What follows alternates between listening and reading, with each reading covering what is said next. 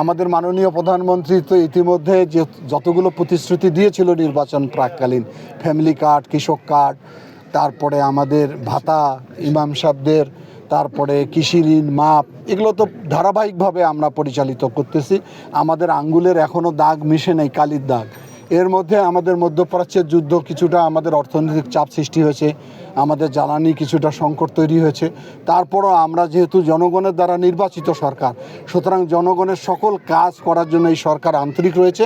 বিশেষ করে মাননীয় প্রধানমন্ত্রী প্রতিদিনেই আমাদের সঙ্গে যত বিষয়ে আলোচনা করছেন, আমার মনে হয় যে তার নেতৃত্বে বাংলাদেশ একটি আগামী দিনে সুন্দর বাংলাদেশ, মানবিক বাংলাদেশ, গণতান্ত্রিক বাংলাদেশ আমরা করতে সক্ষম হব। দুর্যোগপ্রবণ দেশ হিসাবে চিহ্নিত হয়েছে। পৃথিবীর মধ্যে যে 10টা দেশ আছে অতি ঝুঁকিপূর্ণ, তার মধ্যে কিন্তু বাংলাদেশ একটি। এখানে প্রতিনিয়ত কোনো না কোনো ধরনের দুর্যোগ সংগঠিত হয়, কখনো মানবসৃষ্ট হয়, কখনো প্রাকৃতিক হয়, কখনো জলবায়ু দুর্যোগ হয়। এবং বিশেষ করে যারা গরিব অসহায়, দুর্যোগকালীন তাদের সবচেয়ে বেশি কষ্ট হয়, শিশু নারীরা বেশি কষ্ট পায়।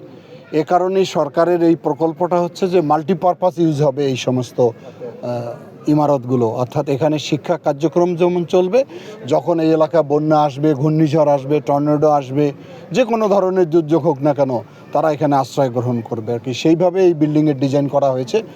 আর বাকি সারা বছরেই এখানে স্কুলের কার্যক্রম পরিচালিত হবে।